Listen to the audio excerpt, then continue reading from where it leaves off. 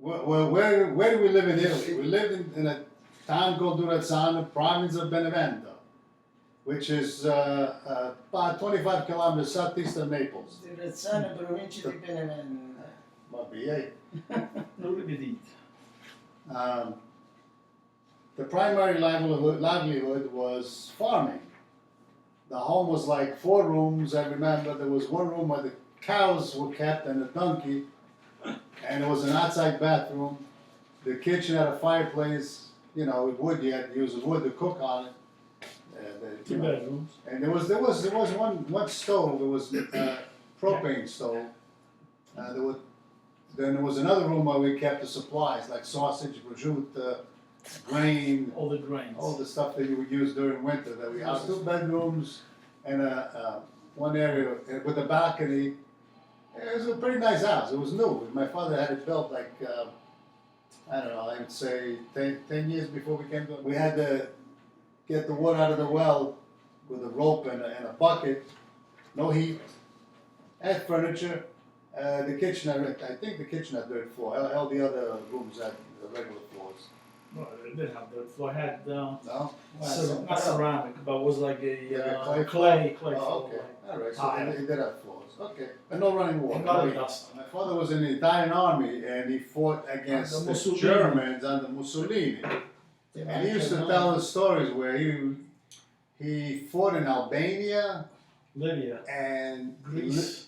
he used to tell a story where he was taken prisoner by the Germans and how they were marching him through the streets. And he said one time he was walking through the streets, he was starving to death, they weren't giving him enough food. He bent down to pick up potato peels on the street and they were showering him, they would bathe him in the cold weather, in the snow. They were just treated like animals. And then he escaped. Somehow he escaped, and he came back home. And I forget how many years was he in the service. You know? It's solid It's more. not clear. 5, 6 years. I don't know. Yeah, it was quite a long time. Os guardare sta do fosse da. But he was prisoner for a period of time of that too. So yeah, it was rough. You know, war is rough. War is there's no fun. There's no picnic.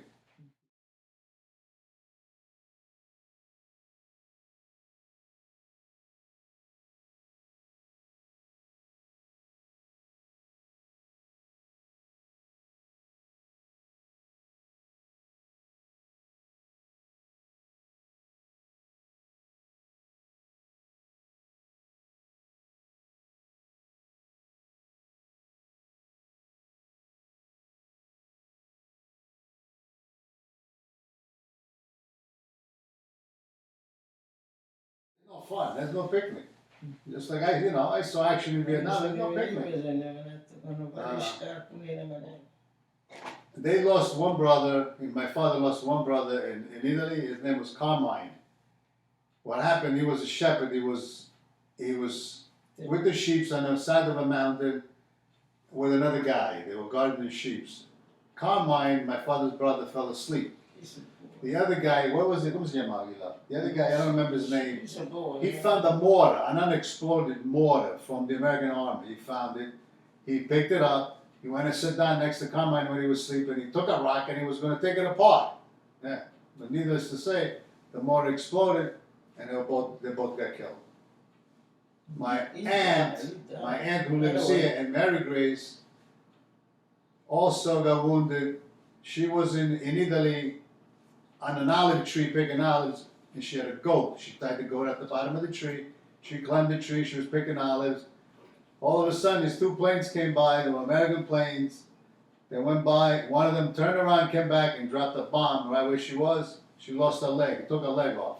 She fell off the tree, they ran, and people ran there, they put a tourniquet around her leg, and they had to take her to the hospital, which was like 30 miles away on a donkey.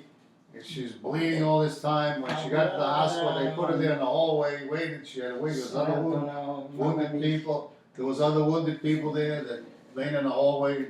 She had to wait her turn until they finally got them. Anyway, today she lives in America. She's got one leg, and the other foot, she also got shrapnel on it. The ankle is still damaged today. But she's still alive. She lives in America. She lives a block away from me. Another dust. No. Okay, when I left Italy, I was Cavados. 14 years old. They left it at a different time because me and my father left a year and a half before that. No, 6 months. He Okay. gave me 63 in March, I think. Okay, 6 months before that. Why I came over me and my father came over 6 months before that. It's because my father got the visa. He was able to come to America. However, my father was illiterate. He couldn't read and write. He couldn't write his name. So I had to come along. Actually, I had to bring him here. As a minor, I had to sign his name and everything else for him and explain things to him when it was sent to me. And we came by boat. We left from the port of Naples on a large boat called a large ship called Vesuvio. We sailed for 13 days before we reached New York. And I was sick for 14 days. I was seasick for 14 days. I was sick every day. I wasn't able to eat. Seasick every day anyway. To me, the size of the waves was like mountains. I never seen anything like it. And I remember seeing one black guy in the ship that I was so amused by that I never seen a black guy in my life. I used to sneak around and stare at this guy. You know, I was amazed by it. I never seen a black guy before. Anyway, when we reached America, Uncle Nick and then Josephine and Uncle Joe, they came to get us at the port. And I remember my father was bringing sausages and prosciutto with him, which wasn't allowed. And they took it away from us. So my Uncle Joe said, give it to me, I'll eat it here. And that's what he did. He took a bunch of it and he started eating the sausage and the prosciutto. He ate some of it, he couldn't eat it all. Then it drove us to Westbury and we stayed with Uncle Nick and then Josephine. We lived with them upstairs and we worked with Uncle Dominic, who was the husband of Mary Cerdullo. My father worked with Uncle Dominic and I went to school. They signed me up for school. I believe I started in 6th grade. I remember going to school, I couldn't understand a word they were saying. I didn't know one word of English, nothing. And then eventually, a little bit of time, I used to write things on a piece of paper that the teacher would put on a blackboard. There was no special classes to teach English. Whatever you learned on your own. If you did, you did. If you didn't, you didn't. They didn't care. Not like today. So anyway, I learned mostly on my own. My father used to work with Uncle Dominic, like I said before. He used to cut grass. They used to cut lawn. And we lived upstairs in the summertime. We came here in March. But during the summer, it was so hot upstairs. There was no air conditioning, no fan, no nothing. We used to open the window. And I would go to school in the morning, he would go to work. And 6 months down the road, my mother, my brother, and my sister came to America. I believe my brother's going to take over now and explain his trip, My saga? your saga. Yeah, we came in October. Actually, we reached the port of New York on October 1st, 1963. My impression of, first of all, not knowing where I was going, knowing it was America, but I had no idea where we were going to land or what it was like over here. Coming into New York, the harbor, you see all the filth, pretty much in the water. We're saying to ourselves, is this better or worse? At being the age of 12 that I was when I came here, didn't know much anyway from, I guess, being in other areas or to compare to.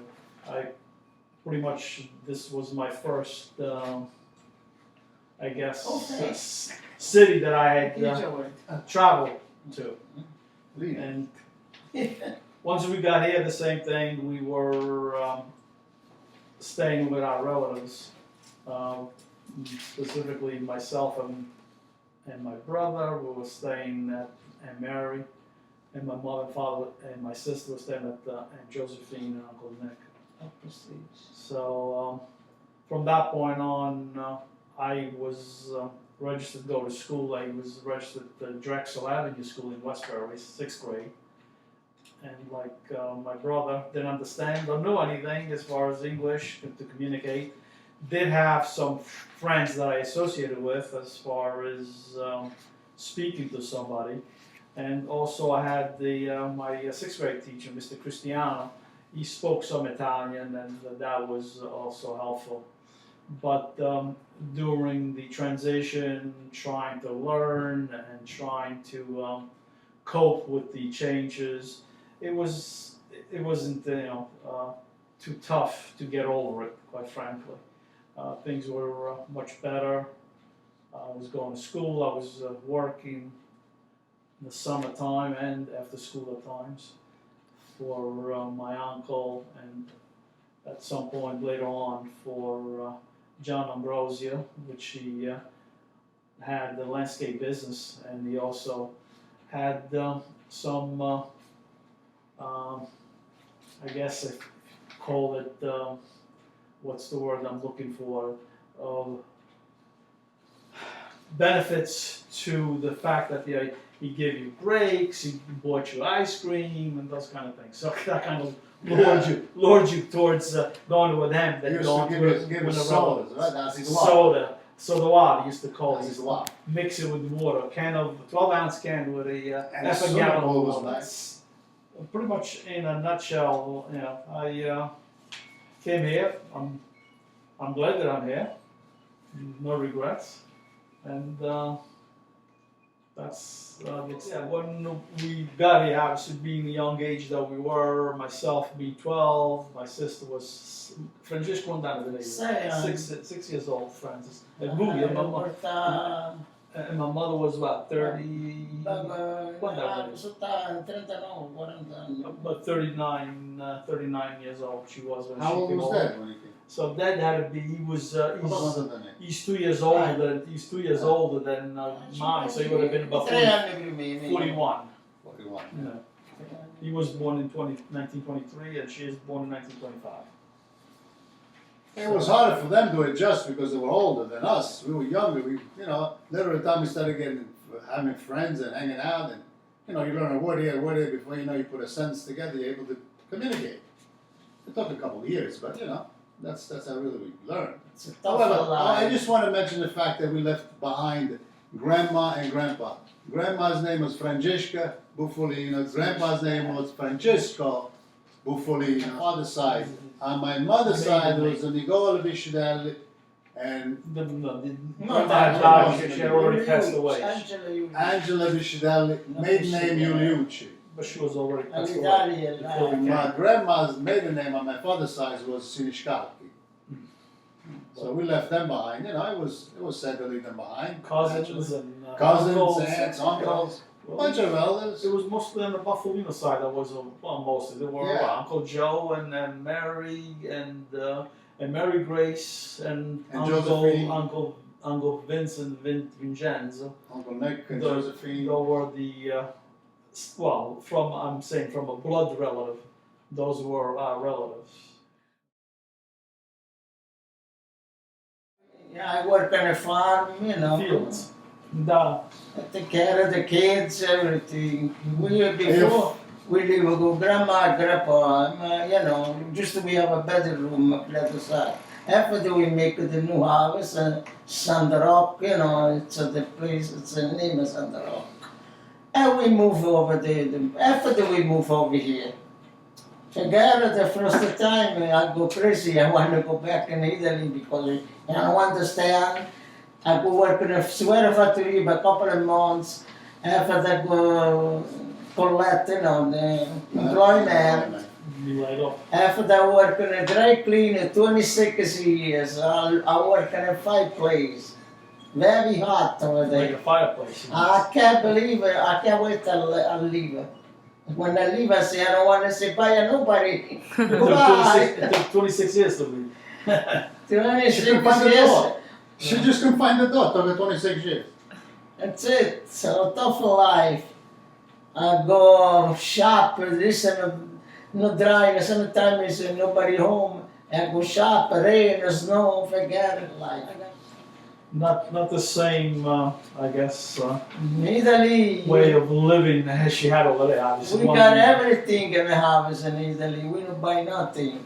We got everything. We work on a farm and we have everything. Make the bread, make Yeah.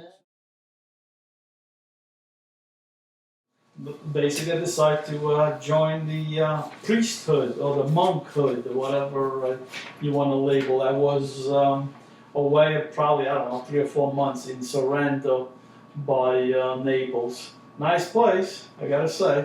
You had a nice view of Mount Vesuvius, the whole Bay of Naples, and was there a lot of studying and with all other kids my age, I guess. I was probably about around 11, 10 years old, and I was away from home. But once I learned that my father and my brother coming over here to the United States, It was the end of the I monastery. say I'm not staying behind over here for myself, so decided to So it wasn't a legitimate. decide to leave. Keep in touch basically by mail, and my superior monk, he would read a letter, sometimes he would not send them, thinking that I would change my mind, and then eventually saw that I wasn't changing my mind, and I contacted them, and they arranged to come and get me.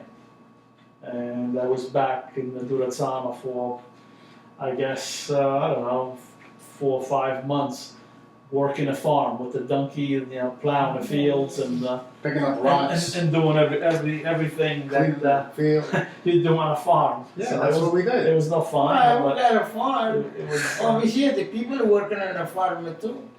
That's what we did. We grew everything that we ate. You buy stuff in the store. You work from the time you start walking. What You know, place they they bring- come? They bring you to the farm, you go there, you think you're playing, but you're actually working. But it was fun. Childhood in Durazzo, in Italy, for me it was great. I mean, it was basic. It was great. We got a car, we got milk in the I wish other house. people could experience that. American kids We could got experience everything in the house. You didn't have to worry about what the that. pair There's of nothing pants to worry about. you would wear the Nothing. next day because you only had one pair Yeah, of there's shoes. nothing to worry So about. you would Not the only kids worried, but still, you know what I mean? There was no pressure. it was fine. You worked, but It you is. didn't care. That's what it was. That's the way it was. You didn't starve. That's what The process of coming to America, you gotta apply for a visa, which my father did first. We waited for like, I say, he waited for like over 2 years before he got issued a visa. And like I explained before, the reason why I came with him because he was illiterate. He could speak, he couldn't read and write. But the process was a long waiting process. Once he got the visa, and me and him came to America first, then they were able to come on the same visa. We were able to call them and we were able to travel to the United States. Yeah, he had, Grandpa had brothers and sisters that were born in the United States, and then they went back to Italy, all of them. But they came back here, and that's how the process started. Because my grandparents, they were already here before, obviously, we came here, but they decided to go back to Italy, and then Uncle Joe and Josephine, and then Mary and Uncle Jimmy, they were already here. And they called they applied for the visa. You gotta have somebody a sponsorship to get Yeah. And they have to guarantee you a job and everything. You don't just come here and hang out. You have to be guaranteed a job. So that's what they did. The ones that were already in the United States sponsored my father to come in. That's why he went to work with Uncle Dominic Cerdullo and Mary's husband. And that's how the process works. You have to be guaranteed a job, a place to stay. There's a number of things, the qualifications you have to meet before you can. Well, there were a couple of attempts when I don't know the exact year when the first it was supposed they were going to come, and then they closed the acceptance to allow any more immigrants in the States from Italy, I think. I don't know if it was worldwide or not, but then you had to wait a number of years to try to come back, and eventually came in the 63 we came. No, there was No, Elsa was already it closed. was before. It was already closed. We came into New York. What port was that? I don't remember. Was it New York Port? New York It was Port or Port, Brooklyn, yeah, where the hell was it that? was New York, I think it was Adesso ne sto on the same over there now. Un posto in New York, questa è la Statua della Libertà.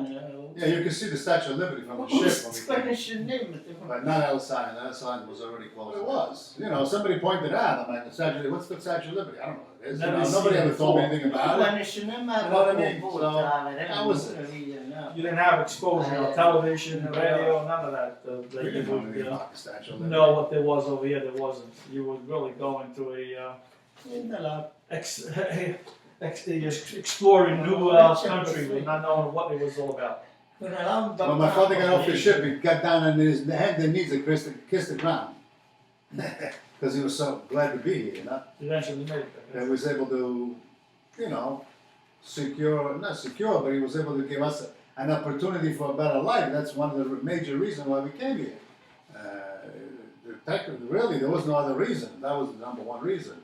He wanted to give his children, you know, being a family man that he was, including my mother, both of them, you know, very close family. They wanted to give the children a better life, just as I want to do, and my brother wants to do, you know, and we did. That's how we are, a close-knitted family. We stick together, we help our kids.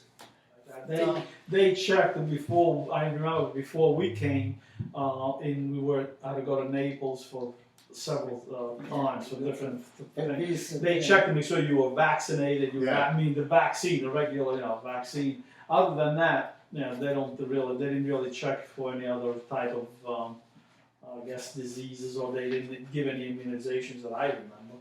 So, and then when he got here, there was nothing. We just got off and basically moved on. I gotta say something about the last name. The last name originated as Buffolino, Bufffolino.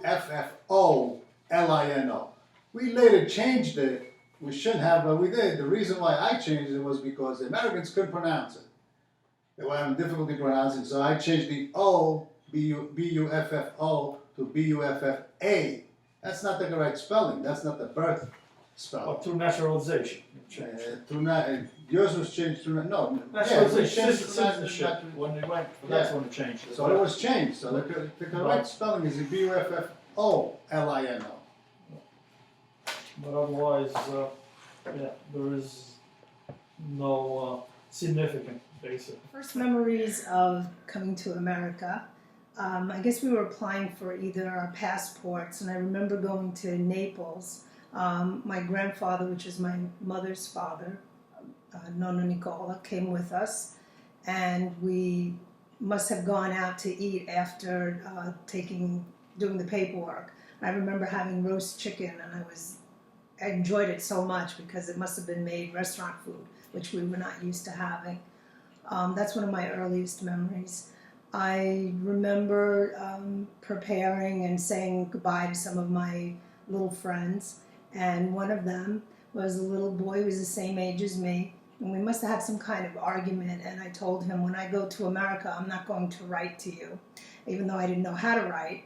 That little boy was Cheech Pasilico, who I met again 10 years later when we went back in 1973, and we became engaged, promised to marry, and then we got married 3 years later at 19. So that was my first memory of my then became husband. I remember being on the boat, on the ship to come to the United States, and all the people on the dock waving their handkerchiefs and crying, saying goodbye. I said goodbye to my grandparents that we lived with, and that was the last time I saw them alive. When we went back in 1973, they had both passed away. Yeah, we traveled first class for peasants, if you want to call it that. We came on the Discovery Colombo was the boat that we came on, and I guess that'd be third class, or maybe lower. We were all the way in the By bottom. the engines. Yeah, but no porthole, nothing. Just a small like bunk beds hanging from the wall, and all three of us were in there. We remember a sink The and I don't know if there water was a bathroom. I don't remember. But How many days did it take to travel? it took us 7 days. It took us 13 days. One a day we eat, just one a day. After the we Once we crossed the port of Gibraltar in Spain, and that was Straight the, to Gibraltar. that was the end of it. Yeah, the water got rough. Very, very rough. I remember being on the ship. I guess the first couple of days I wasn't seasick yet, and I made a little friend, a little girl, and we were playing with dolls and running around and playing.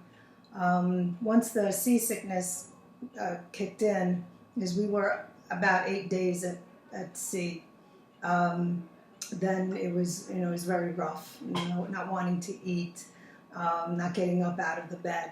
And I remember there was a couple from Durazzo who had gotten married and was coming to the United States, and they felt so bad for us that we were all so seasick. They were bringing us food to the cabin to get us to eat.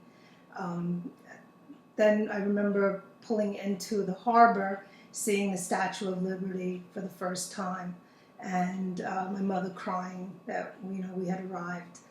I have some very vague memories of my father meeting us there and bringing us to Westbury. I really don't remember which of my uncles probably came with the car to pick us up. We came to Westbury, and our first stop was at my Aunt Josephine's house. And I'm meeting my cousin Maria for the first time. She's 2 years younger than me, and I was so excited that I was going to have a little girl cousin to play with.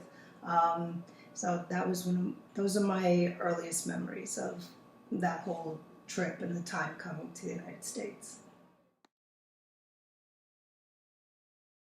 When we got here, basically initially we were living with our relatives, split. My parents were living in one house, and myself and my brother were living with my aunt. And then we rented a place on Medicine Avenue. We were living over there for about Westbury, Westbury. 4 blocks from here. about 3 years, probably. We were living over there, and then bought a house over here in Fifth Avenue. Same thing, still in Westbury. And Yeah, why don't you tell them how we bought the house? We worked, Nick worked, my mother worked, my father everybody worked. pitched in. We put all the money together, my father was able to buy his first house. I think he paid $27,000, 2-family house. A gente In Como 66. é que Bought the house. Well, that's how we did it. We coupled all our money together. Whatever we earned, we all worked. I worked in a pizza place washing dishes. My brother, where did you work, Nick? Same pizza place, landscape. Pizza place, landscape, whatever you could get. Whatever you could make money. We gave it to my mother and Different father. jobs. They would give us a few cents, a few dollars on Sunday, but basically they kept all the money to buy the house. And it worked out to our benefit, of course. Grandpa worked, like I said, with Uncle Dominic cutting lawns, and then later on he got a job at the St. Charles Cemetery in Farmingdale as a grave digger. And the ladder slipped, the ladder fell, and he fell on top of the ladder and he broke his back in 2 places. So he was unable to work anymore after that. He was on social disability. And quando mi fatigavo prima. Eu tenho que subir. Oh, she was. Well, the life here was difficult in the beginning. Then we started making friends, and before you know, we hung out, started learning a little English here, little English there, learning school, little outside school. We began making a life in America. It was Easy to adjust. easy to adjust. It wasn't difficult to adjust. It was a lot easier than the life we had in Durazzo. Over there it was simple. It was nothing to worry about. Over here it was things to do. You could accomplish things. You could buy a car. You could learn something in school. There too, but I thought there was a lot more opportunities here than there were in Italy. That's for sure. So anyway, I finished high school. As soon as after I finished high school, I got a job in a body shop. I went to school for auto body repair. Trade school here in Westbury. Then I got a job at an auto body shop called Scapi and Pack in Westbury. I worked there for almost a year. Then I got drafted. Those days they drafted you in the service. I got drafted to go in the service. So in 1969, I went into the service from Fort Hamilton, Brooklyn. They took me to Fort Gordon, Georgia. Fort Gordon, Georgia. They took me to Fort Knox, Kentucky, from Fort Knox, Kentucky, they took me to Vietnam. I spent almost a year in Vietnam. I was wounded. I got a Purple Heart. I got a Bronze Star for bravery. I got an Army Commendation Medal. I got a bunch of medals. Then I came home, and I had a girlfriend for 9 years, I remember, but we broke up. We ended up breaking up. She waited for me. We ended up breaking up anyway. Yeah, like I mentioned before, I got a Purple Heart because I was wounded in action. I got a Bronze Star because we did something crazy and I was part of it. We had to sweep a road loaded with mines. I was with the Army Corps engineer, me and 6 other guys. I took the guys out with me. We set the road, we cleared all the mines. We found 19 mines. We blew them up in place because a convoy had to go through. It was a suicide mission, what it was. You know, we could have easily got killed. We could have easily stepped on a mine and been blown up. But anyway, we found all the mines, we blew them up in place, and the convoy was able to pass safely. Well, when I got the Purple Heart, that was a different story. We swept this road, there was dirt road. We went down the road with 3 tanks. We went all the way down the road about 3 miles. No mines. We turned around, came back, I was in the middle tank. The tank in front of me hit a mine. A big mine, a 150-pound bomb. It exploded, took the whole side of the tank, an M50 tank, which is a M48 tank, I'm sorry, which is a pretty big tank, 48 tons. It took the whole side of the tank off, and I was in the middle tank, and then we got ambushed. They started shooting at us with small arms, and we returned the fire. I got thrown off the tank. I was laying underneath the tank, and a cannon fired. They fired with the cannon on the tank, and I was right there. Blew my eardrums out. I was bleeding out of my mouth, my ears. I got up to go and run under the other tank, and by that time we had called in the Cobra gunships for help because we were pinned. We'd been fired upon.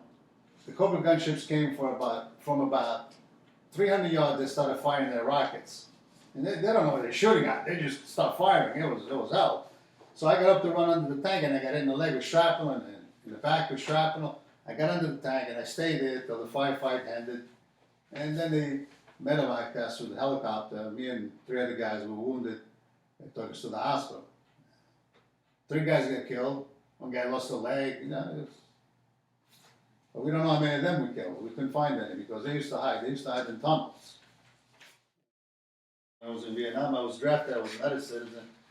And one day I told the captain, I said to him,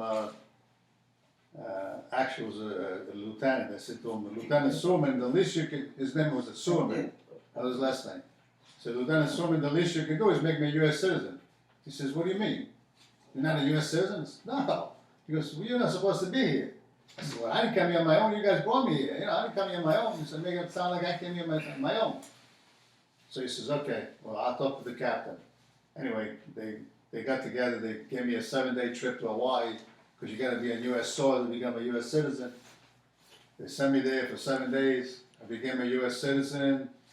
I remember getting a sponsor, a guy off the street to sponsor me. He was glad to do it. And I became a U.S. citizen, and then I went back to finish the tour.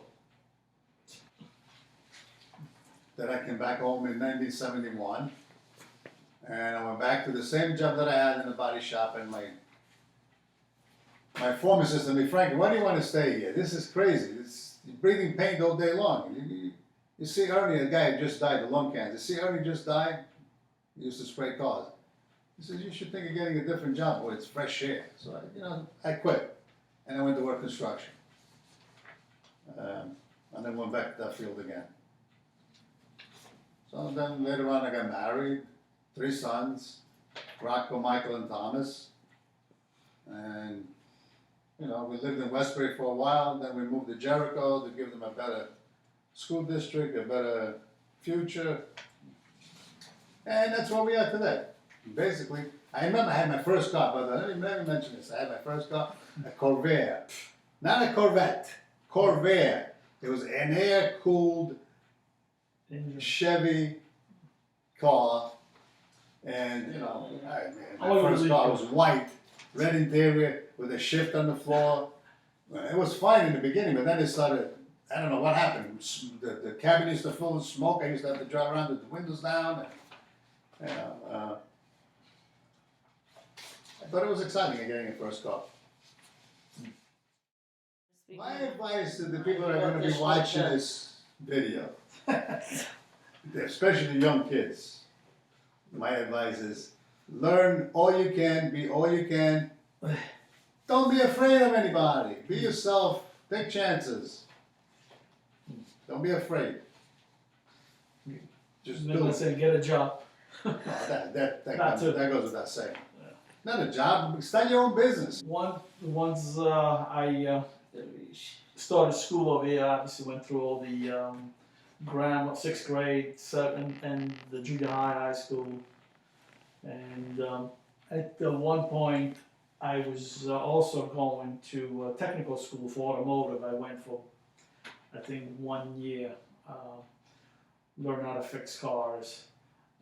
But after going on to high school, my guidance counselor, which he was also the soccer coach, he kind of steered me, Mr. Hotchkiss. Mr. Hotchkiss, steered me towards thinking about going to college and to go into the computer field, which at that time it was just about starting, and there was a lot of hopes that the field was going to get better and grow and so forth and so on, and that's pretty much what I did. I decided to follow that and go through college. Went to Farmingdale University. I started at and majoring in computer science. But during the same time, while my brother was away at in the service in Vietnam, they instituted a draft system with the lottery, and they would draw numbers, 365 days or whatever, and whatever your birthday fell on. In my case, was March 3rd and March 1st, because my legal birthday is on paper is March 3rd, and I was using March 1st for a lot of things. So when the lottery came, the numbers came up.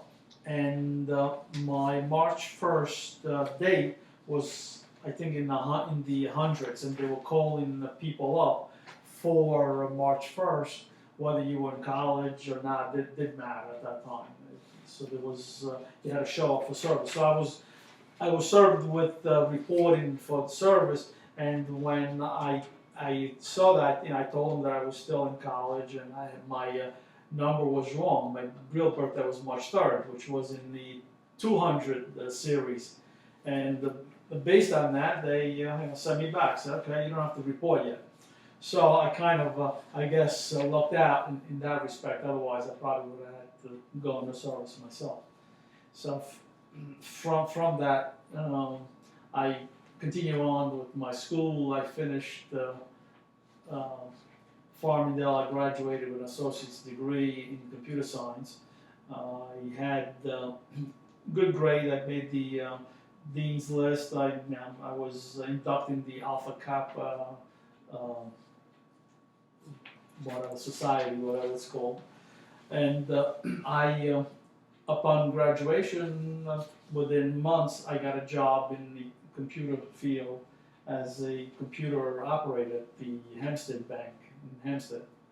I was working nights, and I was pretty much doing, first of all, to get the job, I had to pay a fee. I had to pay the agency to get me the job then. But that was the way things were at the time. Things are still like that. Well, they still are, but I guess it was more, I guess, of a shock saying that you had to pay to get a job at that time. I thought. So, of course, during the same time, I've seen my wife, which was in school we had met, Annette, and we married in '73, and from there had three wonderful girls, Nicole, Angela, and Madalena, which I'm very proud of. They have gone their way, married, and two of them with grandchildren, and But the job in the field has been good. I had no regrets. Christ. Definitely a good move. I have to give credit to my I guess, Soccer coach. the soccer coach, Mr. Achkas, and also my wife, which supported me to do the same thing. So. Disappointed. Come disappointed. Okay, so we arrived on October 1st, 1963. One of my cousins, I guess my Aunt Mary's daughter, I believe Madeline, took me to get registered for school. I belonged in first grade, but I guess because I didn't speak English, they put me in kindergarten, and I started at Drexel Avenue School in Westbury in kindergarten. I remember one day my brother Nick coming to pick me up, and all the teachers were crying at the school and not knowing what was going on. And it turned out that was the assassination of John F. Kennedy. I have vague recollections of the 60s as I was young. I do know that I lived through the riots after Martin Luther King was assassinated. A lot of the things of the 60s that now I can go back and look at the History Channel or whatever to actually know what was going on, but I did live through that. We had, I guess, a sort of a typical immigrant life at that time. Our parents didn't understand the language, and so my brothers and I learned English pretty quickly. I remember learning to read and write and speak English pretty quickly. I know definitely I was fluent before first grade. And having to do a lot of things for our parents, take them shopping, going with them anywhere that they needed to speak English, and translating. So as a little kid, having to translate anything that anyone said to them, and they relied on us for that. It was a typical immigrant lifestyle.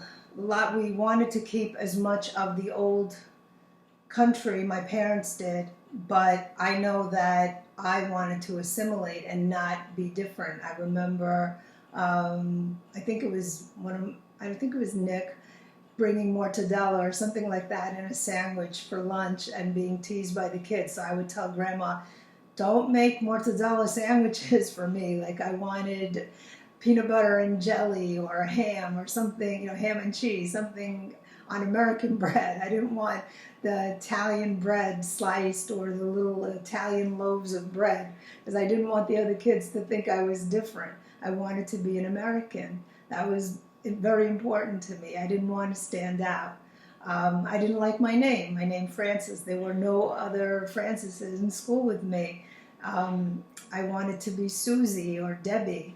And those kind of things mattered to me, I guess, as a little kid. I was a very good straight A student.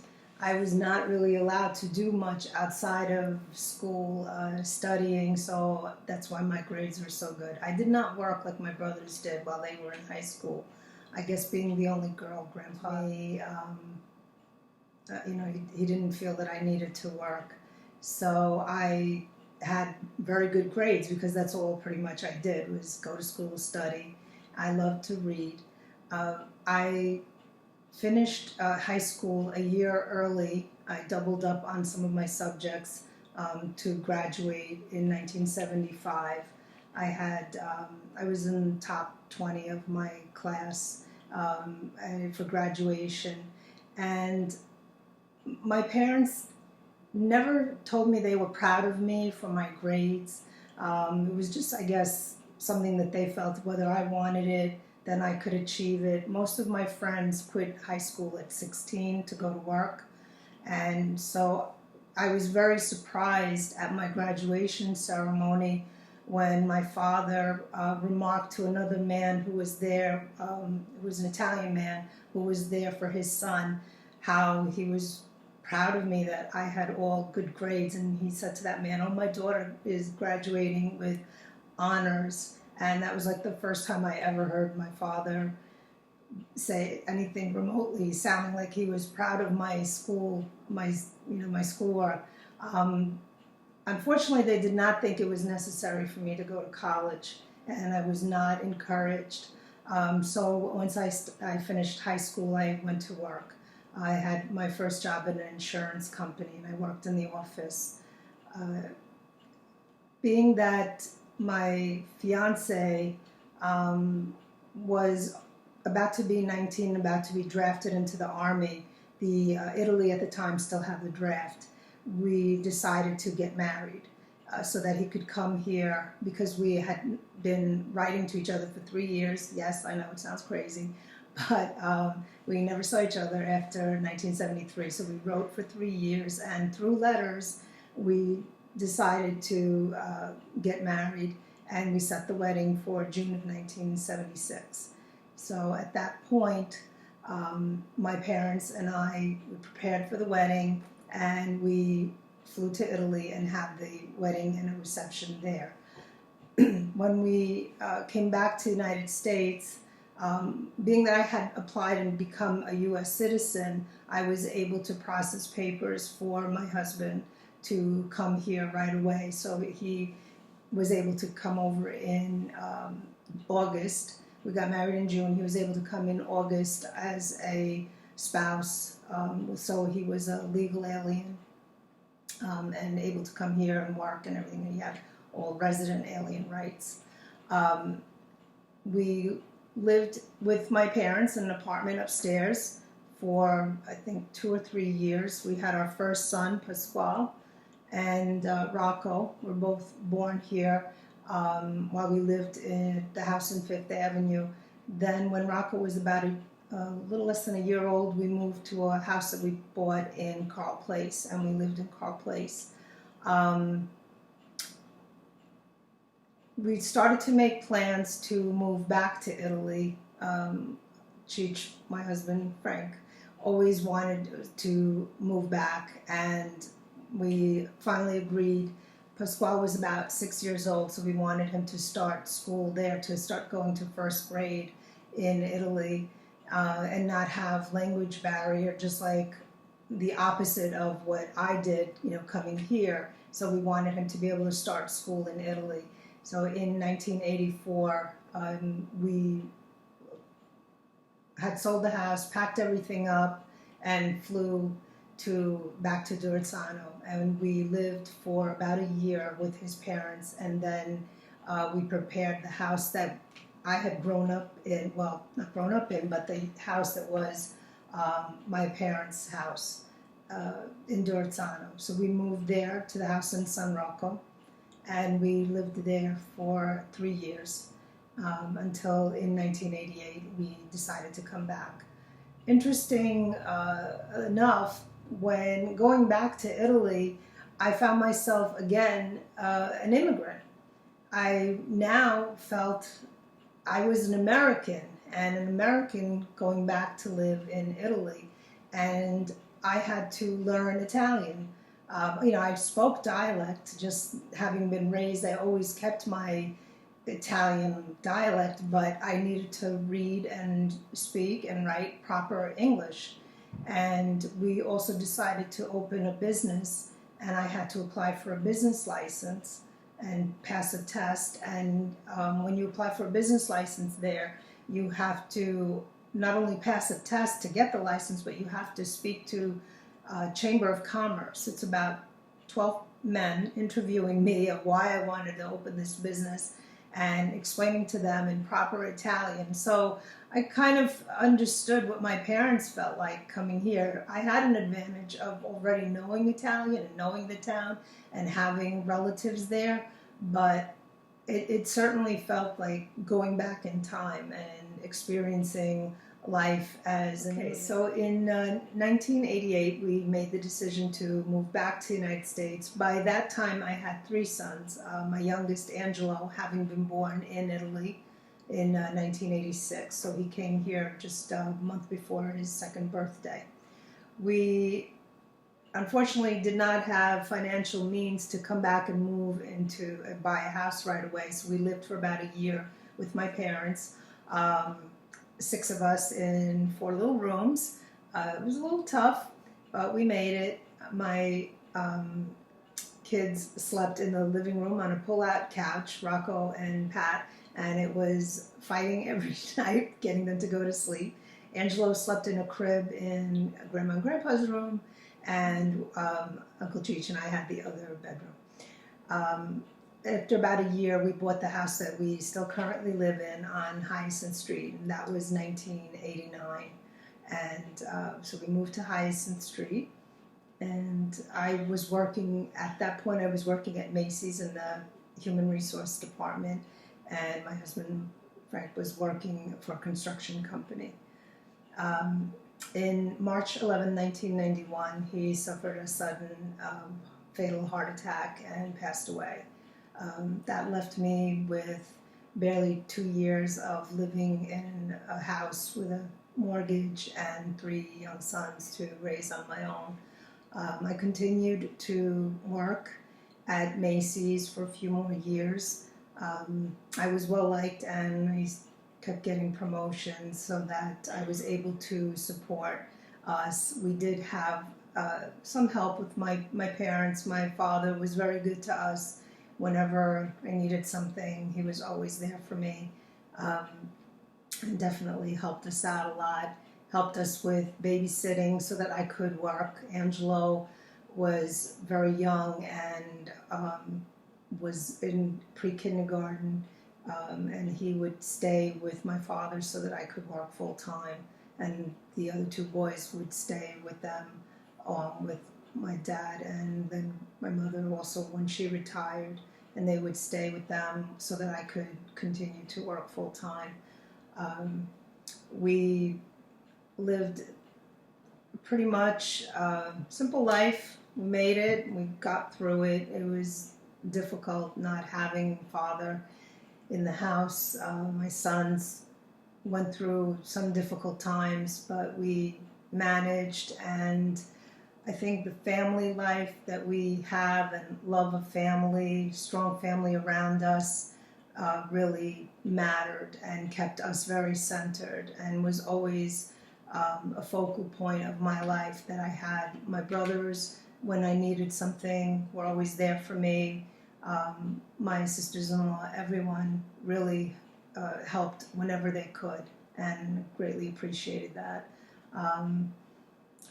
In 2009, I was blessed to become a grandmother to my granddaughter Emily, and she is now 6 years old, and that's my little family, my 3 sons and my granddaughter. Io non stia a casa, ma io non penso a faticare, non sapevo niente, no, ma non te ne insegnato cose, che ne sapevo, non sapevo che cazzo di fatica di fare. E mi metteva a tagliare, ci metteva a tagliare tutti gli italiani, i figli faccio immagine, no? Poi mi metteva a cose per tosse, non faccio immagine, chiave, facevo tutto che fatica faccio immagine. Aspettate, così lo traduce. Basically, she's saying once she came, within a couple days, she had to go to work. Obviously, she wasn't a fan of being here. In fact, everything was foreign to her. And from there, she went to the sweater factory, where they had basically did type of work that they did. They fixed sweaters, they cut strings hanging from sweaters, that kind of work, basically. E dopo poi si faceva solo, venire parecchia gente con l'età, e dopo mi trovai a job in 2 o 3 Parlate inglese. Parlate inglese. And you know, I gotta talk English. Yeah, you can speak English. Come on. Ma la fatica, già Già. dicendo troppo che di fatto che quando faticavo che mantenevo di più non faticavo, ma che facevo troppe cose, non era che solo a faticare a causa Coming at the 6 o'clock of the night, coming home, I gotta cook because everybody waiting hungry. And the Saturday I got off, work in the harvest, clean and cook. go shop in Hills supermarket down I the go coast. shop, I go to wagon, I bring the food over there. She used to go with the wagon, then I got the car, then I used to take it. Actually, I think my it wife, used to be called Bohack, I think, before, and I then it was got a called tough Hills, life, Hills you know, I first, got a yeah. very tough life. And the Saturday I got off, I wash the clothes, I clean the house, I cook, sometimes I make bread or two, you know. We know you did a lot of sacrifice. You and my and dad did a lot of sacrifice to raise the family. We know that. We appreciate it. Tough. Francisca, she coming over here, she's a little girl, 6 years old. And Nikki, I bring her, and Christine, which is Uncle Jimmy. Now you don't know Uncle Jimmy. Because He he's passed That's away. way back. and my husband abroad. Because she's 6 years old, you know, I can't leave her alone. I gotta go work. I cry because, you know, I leave her alone. And he put in the bicycle, I bring her to my sister-in-law, Christine. And, you know, very tough life. You don't speak English or nothing. You know what I mean? It's a tough when you come in from another place. You know, a little bit at the time. I worked 26 years in a dry cleaner. Very hot. I didn't get you. Sweat, everything. Was I can't wait to leave. When I left, they said, nobody gotta say goodbye to me because I want to leave. I'm not coming for this street anymore. she really had it, huh? Very tough because, you know, too hot. The steam in the bar, me I work in the top over there. Very tough. Well, it wasn't easy to adjust. After dinner, retire, I'm home, take care of my husband is still work, you know. And after he's sick, by 3 years is sick, I forget about tough Yeah. life. Because you come from another country, you don't speak English. Condanna di dici di condanna di How old are you? In Italian or the English version? Yeah, ma quando c'è? Sono 1925. Condanna di ma condanna di Condanna. Ma prima che storia. 89, no. Guarda, ma sono... Yeah. Idiot. Surprised you didn't say you're 90. She's 88 years old. She's not, she's 89. 89 years old. Okay. Idiot. Just had it You easy. do the math. I'm 1925. 65. I just turned 65. Next year I'm going to retire. 66. I worked for the U.S. Post Office for 32 years. Wow, you're actually Come on, going to retire? Oh my God. 66. I'm going to retire. So Signed up for Social 1925. Security. How old are you? Tell them how old you are. I'm 63, so I'm young. You're the youngest one.